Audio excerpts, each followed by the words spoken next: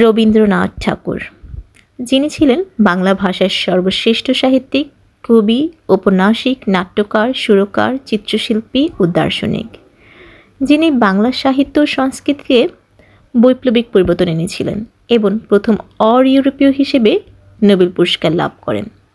তার সৃষ্টিকর্ম বাংলা সাহিত্যকে সমৃদ্ধ করেছে এবং তিনি গুরুদেব, কবিগুরু ও বিশ্বকবি উপাধি লাভ করেছিলেন। তার 52টি কাব্যগ্রন্থ, 38টি নাটক, 14টি উপন্যাস, 36টি প্রবন্ধ এবং অসংখ্য ছোট গল্প ও গান রয়েছে, যা গীতবিতানে সংকলিত হয়েছে। তিনি প্রায় 2232টি গান রচনা করেছেন, যা প্রাচীন ধর্মশাস্ত্র, বৈষ্ণব পদাবলী, বাউল গান, হিন্দুস্তানি শাস্ত্রীয় সঙ্গীত এবং লোকসঙ্গীতের প্রভাবে সমৃদ্ধিত। তিনি 1913 সালে সাহিত্যে নোবেল বিজয়ী প্রথম অ-ইউরোপীয়। তিনি ভারত ও বাংলাদেশের জাতীয় সঙ্গীতের রচয়িতা। তিনি বাংলা গানের সুরের বিপ্লব এনেছিলেন এবং বাংলা সাহিত্যকে নতুন মাত্রা দিয়েছিলেন। মোট কথা, রবীন্দ্রনাথ ঠাকুর বাংলা ভাষা ও সাহিত্যের এক অবিস্মরণীয় ব্যক্তিত্ব, যার কাজ বাঙালি সংস্কৃতি ও বিশ্ব সাহিত্যে গভীর ছাপ ফেলেছে। আজকে আমরা আমাদের এই প্রিয় বিশ্বকবি রবীন্দ্রনাথ ঠাকুর সম্পর্কে জানব। রবীন্দ্রনাথ ঠাকুর 1861 সালের 7ই মে 1268 বঙ্গাব্দের 25শে বৈশাখ কলকাতায় জোড়াসাঁকো নামক স্থানে এক সম্ভাব্য পরিবারে জন্মগ্রহণ করেন। বাংলা সাহিত্যের সর্বশ্রেষ্ঠ প্রতিভা, সব্যসাচী লেখক, কবি, নাট্যকার, ঔপন্যাসিক, ছোট গল্পকার, প্রাবন্ধিক, দার্শনিক, সঙ্গীত রচয়িতা, সুস্রষ্টা, গায়ক, চিত্রশিল্পী, অভিনেতা, সমাজসেবী ও শিক্ষাবিদ হিসেবে তিনি পরিচিত। তার পিতামহ ছিলেন প্রিন্স দ্বারকানাথ ঠাকুর, পিতামহী দিগম্বরী দেবী এবং পিতা ছিলেন মহর্ষি দেবেন্দ্রনাথ ঠাকুর ও মাতা সারদা দেবী। তিনি বাবা মার চতুর্দশ সন্তান এবং অষ্টম পুত্র।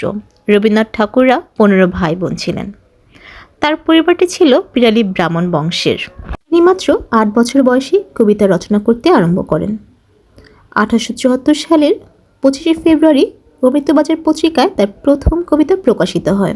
তখন তার বয়স ছিল মাত্র 13 বছর। কবিতার নাম ছিল হিন্দু মেলার উপহার।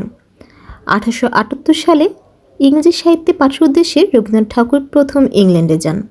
তার প্রথম প্রকাশিত কাব্যগ্রন্থের নাম কবি কাহিনী।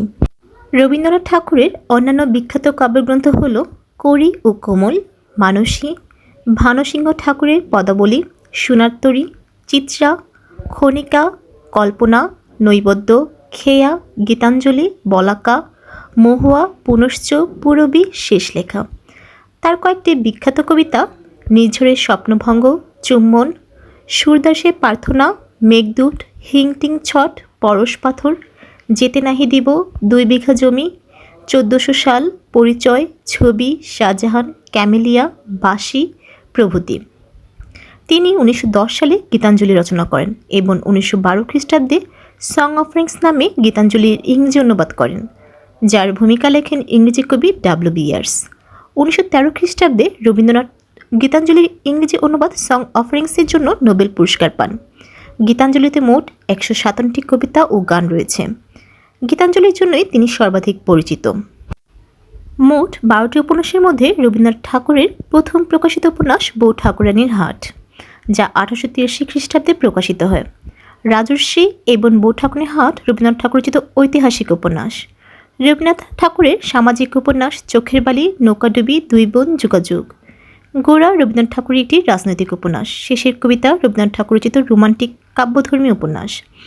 ঘরে বাইরে উপন্যাস স্বদেশী আন্দোলনের পটভূমিতে রচিত। বাংলা ছোট গল্পের জনক রবীন্দ্রনাথ ঠাকুর। তার প্রথম প্রকাশিত ছোট গল্প ভিখারিণী এবং সর্বশেষ ছোট গল্প ল্যাবরেটরি। তার প্রেমের গল্প হচ্ছে এক রাত্রি, সমাপ্তি, শেষের রাত্রি, মাল্যদান, নষ্টনীর, প্রায়শ্চিত্র। তার সামাজিক কিছু উল্লেখযোগ্য গল্প হচ্ছে হৈমন্তী, ছুটি, মেঘ ও রৌদ্র, দেনা পাওনা, ব্যবধান, কাবুলিওয়ালা, পোস্টমাস্টার। রূপক ও সাংকেতিক নাটক হচ্ছে তার ডাকঘর, প্রায়শ্চিত্র, রাজা, রক্তকর্বী, অচলায়তন, কালীর যাত্রা। চিত্রাঙ্গনা, চণ্ডালিকা ও শ্যামা হচ্ছে তার নৃত্যনাটক। তিনি প্রহসনও লিখেছেন। বৈকুণ্ঠের খাতা, গোড়ার গলদ হচ্ছে তার উল্লেখযোগ্য প্রহসন। রবীন্দ্রনাথ ঠাকুর 9টি ছদ্মনামে গ্রন্থ রচনা করেন। রবীন্দ্রনাথ ঠাকুর 1932 সালে স্ত্রী শব্দটি নাম থেকে ত্যাগ করেন। তার চৈনিক নাম হচ্ছে চু চে তান, যার অর্থ রবি ইন্দ্রনাথ। রবীন্দ্রনাথ ঠাকুরের উল্লেখযোগ্য প্রবন্ধ হচ্ছে সভ্যতার সংকট, কালান্তর এবং পঞ্চভূত। তার সম্পাদিত পত্রিকা সাধনা, ভারতী, বঙ্গদর্শন ও তত্ত্ববোধিনী।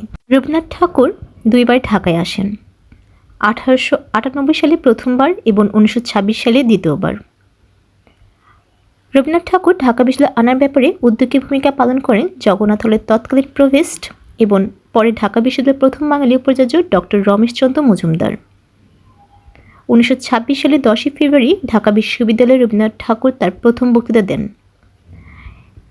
এই বক্তৃতার শিরোনাম ছিল দ্য মিনিং অফ আর্ট। 1926 সালে 13 ফেব্রুয়ারি তিনি দ্বিতীয় বক্তৃতা দান করেন। তার দ্বিতীয় বক্তৃতার শিরোনাম ছিল the rule of giant. Dhaka বিশ্ববিদ্যালয়ের জগন্নাথ হলের ছাত্রদের অনুরোধে রবীন্দ্রনাথ ঠাকুর বাসন্তিকা নামে গীতি কবিতা রচনা করেন। 1936 সালের 29 জুলাই বিশেষ সমাবর্তনের মাধ্যমে ঢাকা বিশ্ববিদ্যালয় রবীন্দ্রনাথ ঠাকুরকে ডক্টর অব লিটারেচার ডিগ্রি প্রদান করেন। 1941 খ্রিস্টাব্দের 7 আগস্ট, 1348 বঙ্গাব্দের 22 শ্রাবণ দুপুর 12:10 রবীন্দ্রনাথ ঠাকুর পরলোক গমন করেন। বাংলা সাহিত্যের এই বিখ্যাত অমর ব্যক্তিত্ব নিয়ে আজকের পর্বটি এই পর্যন্তই। ধন্যবাদ সবাইকে।